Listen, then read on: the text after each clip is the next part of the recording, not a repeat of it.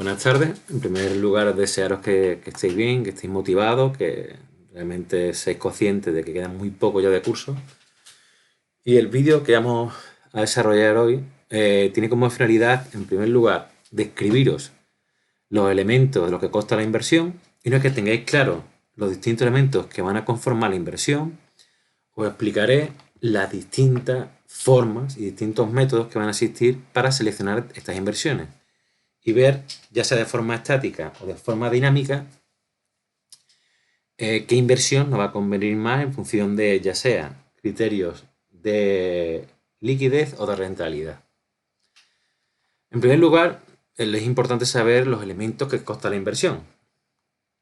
El primer elemento que vamos a analizar va a ser el desembolso inicial. Vamos a suponer que tenemos una empresa de construcción y desembolsamos 20.000 euros para adquirir una hormigonera o una grúa o cualquier elemento de capital que nos sirva y que sea útil para nuestra función de producción.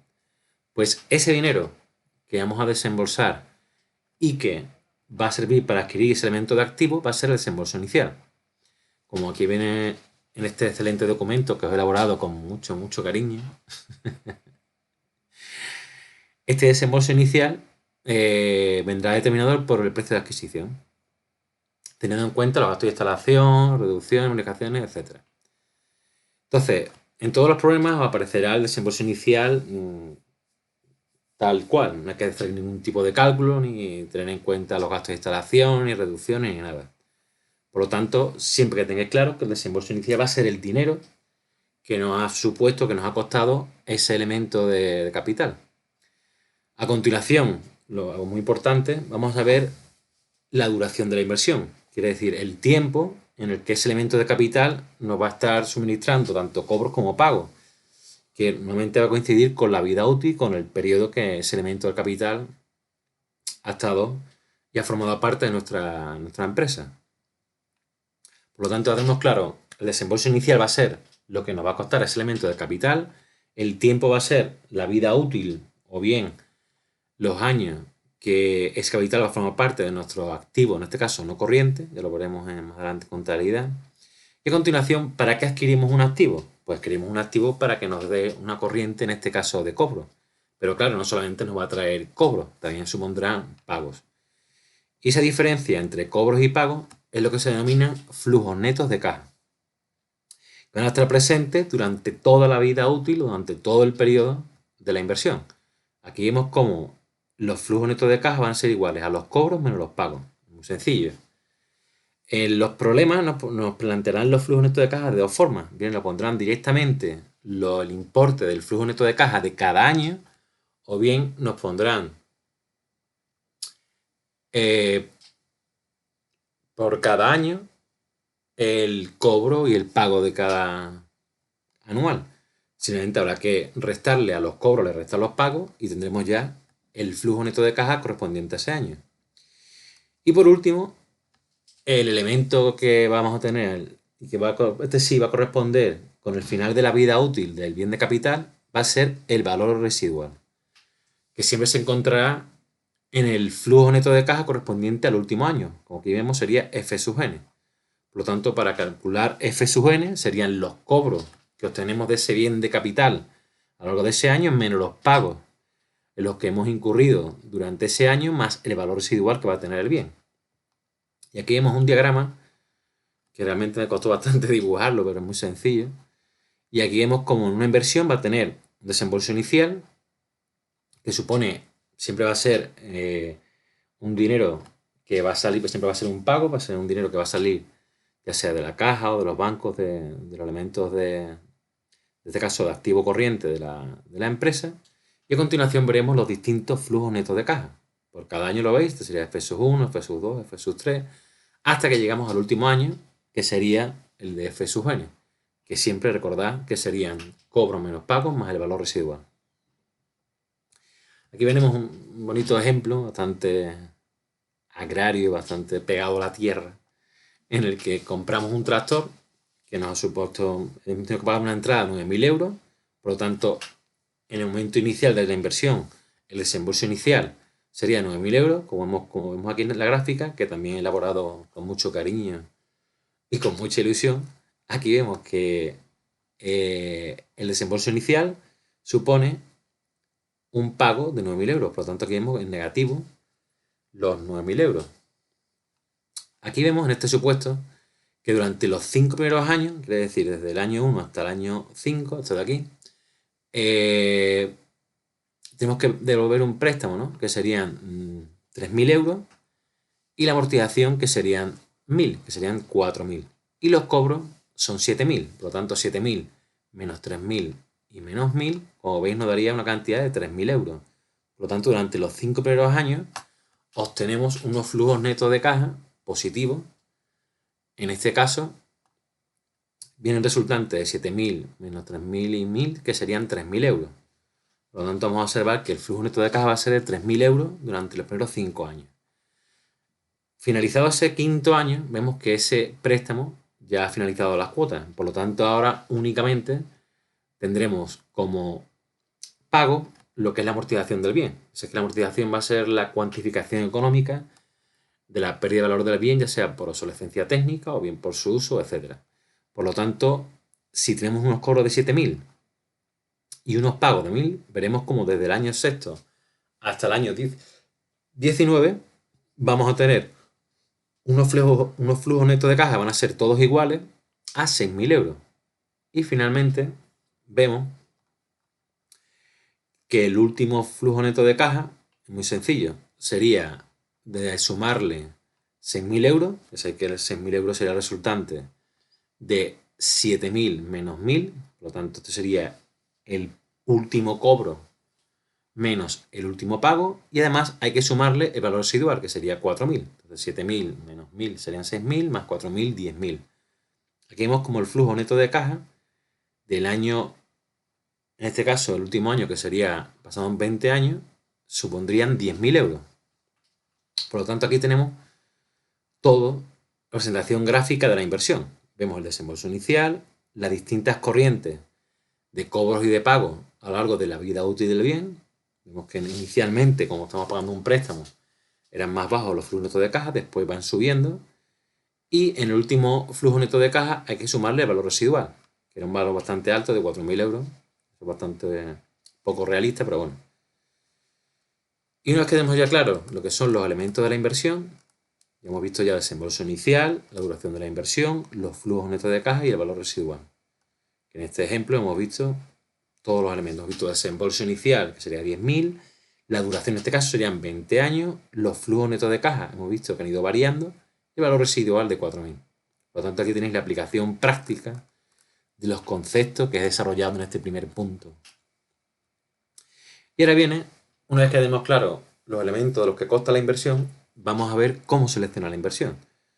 Claro, para seleccionar la inversión vamos a ver dos tipos de métodos, que van a ser los métodos estáticos y los métodos dinámicos. En los métodos estáticos parten de la premisa que no se tiene en consideración el tiempo. Quiere decir que, por ejemplo, vamos a tener ya el ejemplo que tenemos aquí, los 6.000 euros del año 6 van a tener la misma valoración, pueden compararse directamente con los 3.000 creo que eran del primer año, o bien con los 10.000 del último año. Quiere decir que únicamente tenemos en cuenta lo que es el valor, sin tener en cuenta la otra magnitud que se vamos a considerar en los métodos dinámicos, que es el tiempo. Este método realmente no es algo realista, porque ya sabéis que a lo largo del tiempo, ya sabéis que una cosa son las variables nominales, en las que no se tiene en cuenta la inflación, y las variables reales, en las que sí hay que descontar la inflación. Ya sabéis que no es lo mismo 1.000 euros el día 1 de enero que 1.000 euros el 31 de diciembre.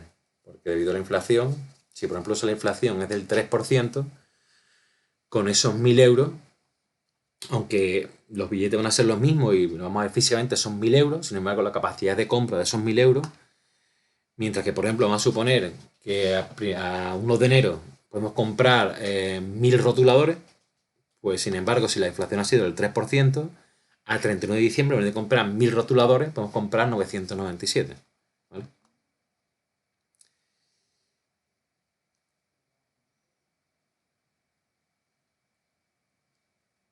Perdón, no serían 970, bro. Serían, si por ejemplo fueran 100, tuviéramos 100 euros, pues lo mismo, 100 euros serían de 100 euros, podemos comprar 100 rotuladores y al final de año 97. En este caso serían 1970. Para que quede claro. Entonces, por lo tanto, vemos que la inflación realmente va a hacer que las variables nominales varíen, pasando de 1000, esos 1000 euros de una capacidad de adquisición de 1000 rotuladores a 970, que sería lo correcto. Por lo tanto, en estos métodos que no se tiene en cuenta el tiempo, por lo tanto son estáticos, vamos a ver el criterio de recuperación o payback. Este es un criterio de liquidez. Esta pregunta suele caer en selectividad, en la payback. ¿Y quiere decir la liquidez? Es la capacidad de un activo de transformarse en dinero. Por lo tanto, aquí lo que se trata es de ver el tiempo que esta inversión, a través de los sucesivos flujos netos de caja, recuperamos el desembolso inicial. En el caso, por ejemplo, que vemos aquí que eran 10.000 euros, pues vemos que serían los años que tardamos en recuperar esos 10.000 euros. Pues tan sencillo como eso es el payback o plazo de recuperación. Es el tiempo en el que tarda en recuperarse el desembolso inicial. Y según este criterio, ¿cómo seleccionaremos las inversiones? Pues como un criterio de liquidez, seleccionaremos aquella inversión en la que en menos años recuperemos el desembolso inicial. Quiere decir que si tenemos varias inversiones o varios proyectos de inversión en el que tenemos un payback de 7 años, de 4 años y de 3 años, seleccionaríamos aquel proyecto de inversión en el que el desembolso inicial se recupera en 3 años. Pues claro, desde lógica, seleccionaremos aquel proyecto de inversión en el que tardemos, ¿vale?, menos años, menos tiempo en recuperar el desembolso inicial. A la hora de calcular el payback, vamos a ver que vamos a encontrarnos con dos casos. El primer caso, que supone una inversión en la que los flujos netos de caja son constantes, vemos como F1 igual a F2, F3, por lo tanto, todos van a ser iguales a F. Pues en esta gráfica, que también he diseñado con mucho cariño, vemos aquí que todos los años el flujo neto de caja va a ser el mismo, igual a F. Y como el flujo neto de caja es constante, es muy sencillo. Para calcular el payback, basta con dividir el desembolso inicial. Por ejemplo, vamos a suponer 10.000 y vamos a suponer que el flujo neto de caja es constante a 2.500. Pues 10.000 entre 2.500 recuperamos el desembolso inicial en 4 años. Por lo tanto, en ese caso es muy sencillo. ¿Qué supondría? Normalmente es muy raro que salga el número natural, salga el número normalmente 4 o 5 años, 7, no. Se va a tener decimales. Por lo tanto, si salen decimales, como ya sabes que en selectividad nos van a pedir que la plazo de recuperación o payback venga expresado en años y en meses. Por lo tanto, si sale 4,5, 5,3 o 7,8, ese 0,8, ese 0,7, ¿cómo lo vamos a trasladar a meses? ¿no? Porque claro, sería muy sencillo. Entonces sí que es fácil, ¿no? Vemos como un año consta de 12 meses. Hasta ahí llegamos todos y esto es bastante fácil. Y ahora los decimales que tengamos, por ejemplo 0,7, 0,8, vamos a suponer, por ejemplo, que los decimales son iguales a 0,6. Pues por ejemplo, 0,6 por 12 nos daría 7,2 meses. Ya tenemos hecha la regla de 3 y ya sabríamos que el proyecto tendría los años que sean más 7,2 meses. Por lo tanto, aquí, en esta regla de 3, solo nos fijamos en los decimales. Si por ejemplo fuera 4,8, pues sería únicamente, nos quedamos con el 0,8. 0,8 por 12 nos da 9,6 meses. Pero ya tenemos aquí en la X directamente 9,6 meses. Por lo tanto, primera condición, cuando calculamos el payback, nos fijamos en los flujos netos de caja. Si estos son constantes, es muy sencillo. Aplicamos esta fórmula, desembolso inicial entre el flujo neto de caja, que va a ser igual en todo, que nos da los años, y los decimales aplicamos esta regla de 3. Es muy sencillo. Ahora, ¿qué ocurre? Como va a suceder en el 90% de los casos, en el que los flujos netos de caja son diferentes. Vemos aquí que van a ser totalmente diferentes. ¿Qué se va a hacer aquí? Pues muy sencillo. Ya lo veremos en un caso práctico, pero aquí os lo explico. Lo que se va a hacer es ir sumando los sucesivos flujos netos de caja. Vamos a suponer que nos hemos gastado 10.000 euros, como dijimos inicialmente. Pues aquí hemos recuperado 2.500, aquí 3.000, aquí 6.000. Vamos sumando. En el momento, si sale 10.000 exacto, pues muy claro, si en el cuarto año llegamos a los 10.000 euros del desembolso inicial, el payback es igual a 4 años. Pero como en el otro caso, también nos va a salir decimales. Vamos a suponer que sale, en este caso, que en el cuarto año no hemos recuperado y en el quinto ya nos pasamos. ¿Vale? En el quinto año ya hemos superado, por ejemplo, la suma de los flujos netos de caja es igual a 13.000, cuando el desembolso era igual a 10.000. Y en el anterior no llegábamos. Por lo tanto, es muy sencillo. Aquí viene más o menos cómo se calcula. Y hay que aplicar la siguiente fórmula. El año que nos pasamos, por ejemplo, sería el quinto año, hemos superado el desembolso inicial, pues cogemos ese flujo neto de caja, sería F5, el año que nos pasamos, y lo igualamos a 12 meses. Esto quiere decir, no que lo igualemos, sino que partimos de la premisa que de forma homogénea durante todos los meses, en este caso los 12 meses, y de forma homogénea los flujos netos de caja se distribuyen a lo largo del año.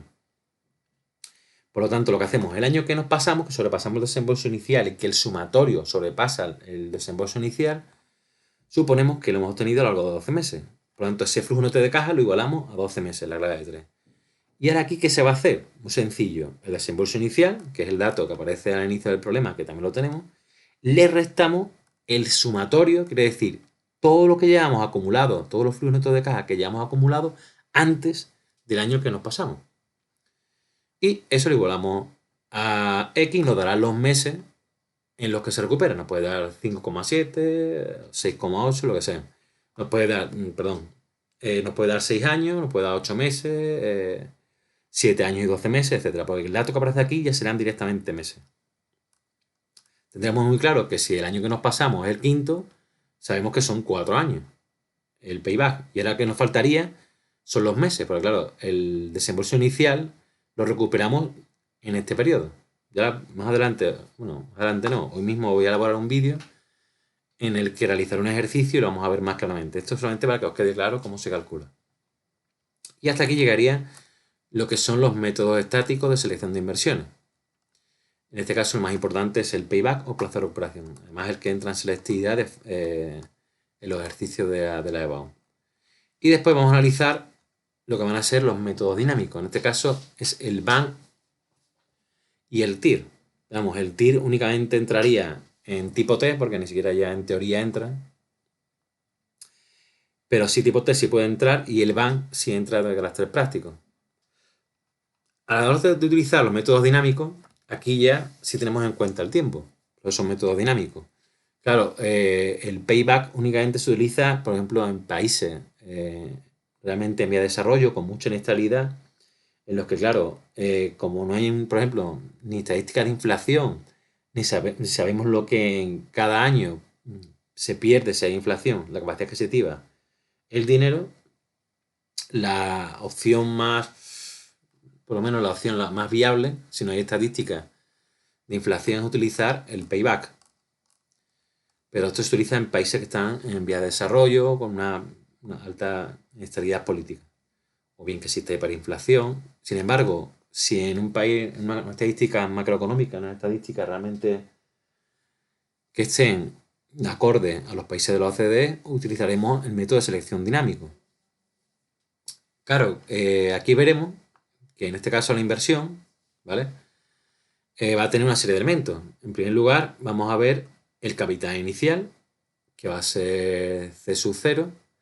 Vemos el capital que obtenemos al vencimiento, que sería C sub n, y el intervalo de tiempo en el que ha tenido lugar esa operación financiera, que sería n. Esto es muy sencillo. C sub 0 sería, por ejemplo, si depositamos en un banco 1.000 euros el 1 de enero de 2010. C sub n sería el resultante, por ejemplo, pasado los 5 años, de ese dinero que hemos depositado en el banco, y n sería la duración. Y aquí faltaría, bueno, más adelante veremos lo que es el tipo de interés, que no aparece aquí. Y faltaría, y que sería el tipo de interés de la operación. Claro, para trasladar un capital de un periodo de tiempo a otro, se utilizan leyes financieras. En primer lugar vamos a ver la ley financiera de capitalización, que es muy sencillo, es trasladar un capital de un momento inicial, que sería C sub 0, a un momento final, que sería C sub n.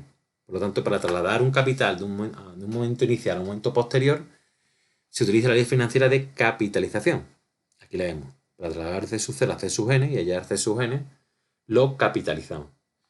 El caso contrario son las leyes de actualización, que supone trasladar un capital final, que sería C sub n, al momento inicial y hallar C sub 0. Esto sería, además esta va a ser la ley que vamos a actualizar o que vamos a utilizar para seleccionar inversiones a través del BAN. El BAN lo que consiste es en actualizar todos los flujos netos de caja al momento inicial. Después. Y después hay leyes o operaciones financieras en las que tenemos que utilizar las dos leyes financieras. Tenemos que, por ejemplo, para hallar el valor de C sub t, tenemos que capitalizar C sub 0 y tenemos que actualizar C sub n, porque el momento t es inferior a n y sin embargo es mayor a C sub 0. Por lo tanto, si pasamos de un momento inicial a otro mayor, se capitaliza y de un momento mayor a uno menor se actualiza. Y aquí vemos el método que va a ser la capitalización compuesta, también existe la capitalización simple, y que vamos a utilizar para calcular el BAN. Esta es la capitalización, en la que vemos C sub n es igual a C sub 0 por 1 más i elevado a n, y esta es la actualización. Algo importante con respecto al tipo de interés es que, por ejemplo, si es del 5%, aquí sería 0,05. Entonces, el tipo de interés, si lo da en tanto por ciento, se divide entre 100. Por ejemplo, si fuera el 10%, sería 0,1. Y sería 1 más 0,1 elevado al tiempo que sea. Y el criterio que vamos a actualizar para calcular el BAN va a ser la actualización.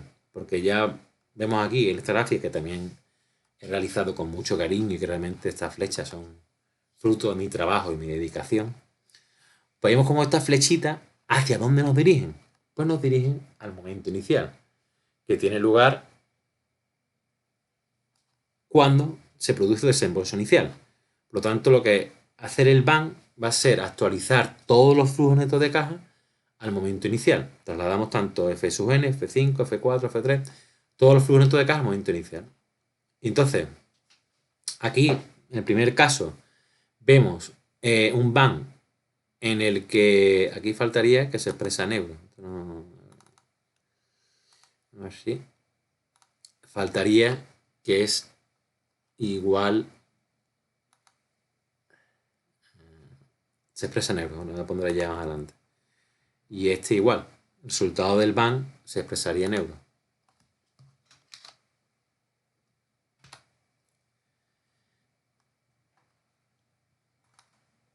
Aquí vemos la ecuación, aquí está, la igualamos a E. No. Y hay que poner importante que se expresa en euros. Y en este igual. Lo pasamos al formato que hay que utilizar. Y pondríamos que también se debe expresar en euros. Perfecto. Una vez que ya tenemos claro que se expresa en euros, el criterio para seleccionar inversión según el BAN será aquel que tenga mayor valor. Dentro de los positivos, el que sea más alto. Por lo tanto, se expresa en euros y hay que ponerlo.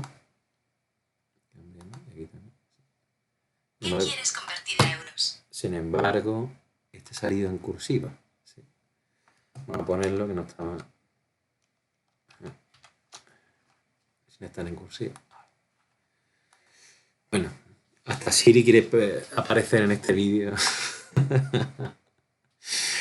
Pues aquí vemos que el BAN, que consiste en actualizar todos los flujos netos de caja al momento inicial, pues lo que vamos a hacer aquí es coger aquel, este sería un criterio de rentabilidad, en el que mayor rentabilidad obtengamos, por lo tanto el valor en euros sea mayor.